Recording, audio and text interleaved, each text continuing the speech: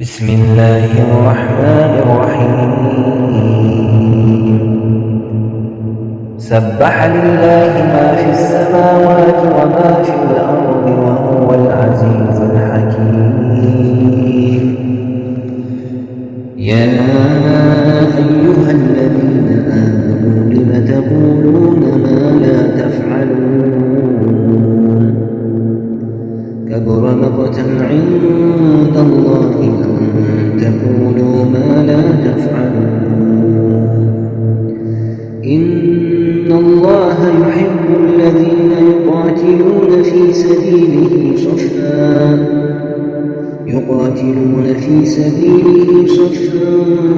كأنهم بنيان مرصوص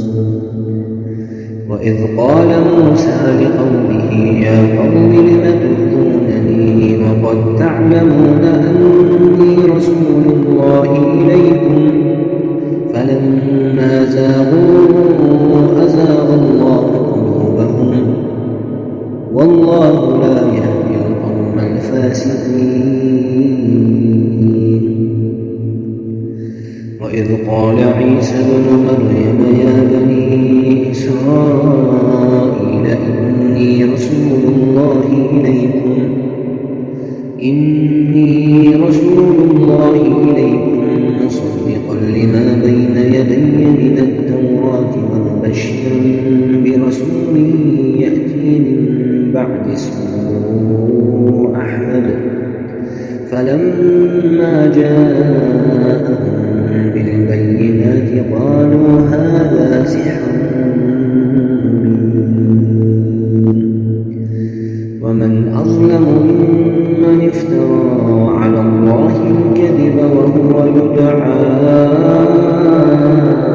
إلى الإسلام والله لا يهدي القوم الظالمين يريدون ليطفئوا نور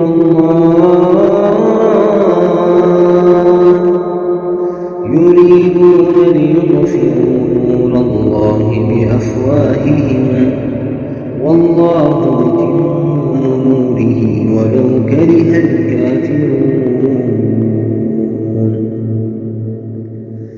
هو الذي أرسل رسوله بالهدى ودين الحق ليظهره على الدين كله ولو كره المشركون يا أيها الذين آمنوا هل أدلكم على تجارة تنجيكم من عذاب أليم تؤمنون بالله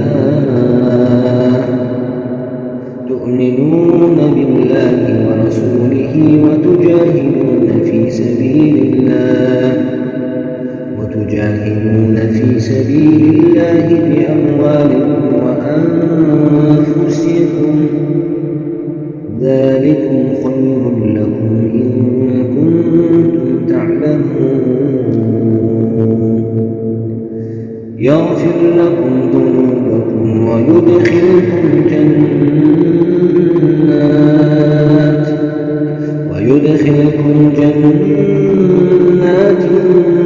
تجري من تحتها الأنهار ومساكن طيبة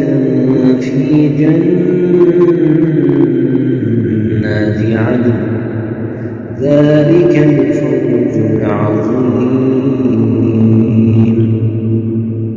وأخرى تحبونها نصر من الله وفتح قريب